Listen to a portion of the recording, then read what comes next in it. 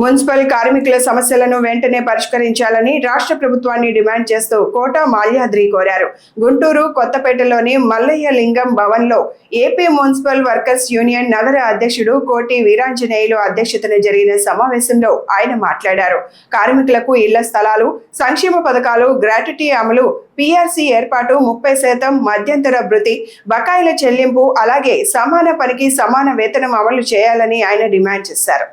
రాష్ట్ర వ్యాప్తంగా ఈ నెల 20వ తారీఖున అన్ని మున్సిపల్ కార్యాలయాల దగ్గర ధర్నా కార్యక్రమం నిర్వహించాలని, అట్లాగే 22వ తారీఖున స్థానిక శాసనసభ్యులకి వినతి పత్రాలు ఇవ్వాలని, అట్లాగే 24వ తారీఖున రాష్ట్ర వ్యాప్తంగా జిల్లా కలెక్టర్ ఆఫీస్ దగ్గర ధర్నా చేయాలని, 7వ తారీఖున సెలవు విజయవాడ కార్యక్రమం నిర్వహించాలని ఏపీ మున్సిపల్ వర్కర్స్ యూనియన్గా నిర్ణయించడం జరిగింది.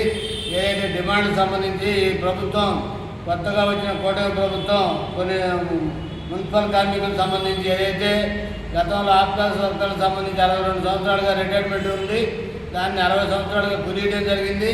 వారు వెంటనే 62 సంవత్సరాలుగా కొనసాగించాలని ఏఐటీసీగా కోరుతా ఉన్నాం.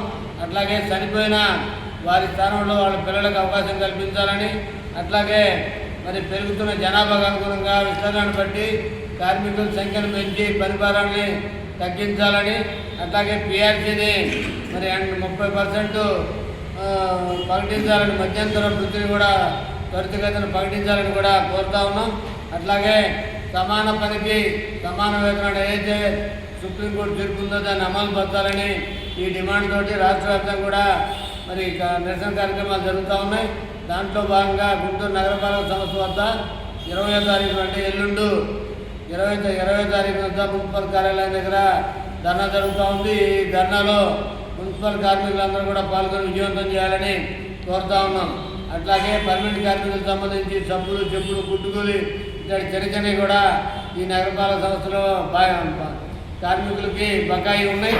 అట్లాగే కాంట్రాక్ట్ కార్మికులు కూడా కమిషన్ గారు ఏదైతే చొరవ తీసుకొని ఏఐటీసీ అనేక వినతులు చేసిన క్రమంలో బదిలీ కార్మికులుగా 10-15 సంవత్సరాల నుంచి ఉన్న వారందరూ కూడా మనం మే 1వ తారీఖు నుంచి రెగ్యులర్ కార్మికులుగా వాళ్ళని కొనసాగిస్తామని సర్కులర్ ఏదైతే నిర్వహించారో దానికి అనుగుణంగా వారికి ఏఐటీసీ మున్సిపల్ వర్కర్స్ యూనియన్ తరపున ధన్యవాదాలు తెలియజేస్తూ, కార్మికులందరూ కూడా ఆఫ్కాస్ కార్మికులు కూడా గతంలో ఎంఎం నాయక్ గారి టైంలో ఇచ్చినటువంటి సబ్బులు, చెప్పులు, బట్టలు ఇవన్నీ కూడా ఇవ్వాలని కోరుతా ఉన్నాం.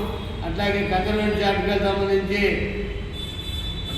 చీపుర్లు, పార్లు, అట్లాగే ఈ రెయిన్ కోట్ ఇవన్నీ కూడా కార్మికులందరూ ఇవ్వాలని ఏపీ మున్సిపల్ వర్కర్స్ యూనియన్గా డిమాండ్ చేస్తూ రేపు 20వ తారీఖున మున్సిపల్ కార్యాలయం దగ్గర ధర్నాలో అందరూ కూడా పాల్గొని విజయవంతం చేయాలని మున్సిపల్ కార్మికుల్ని కోరుతా ఉన్నాం.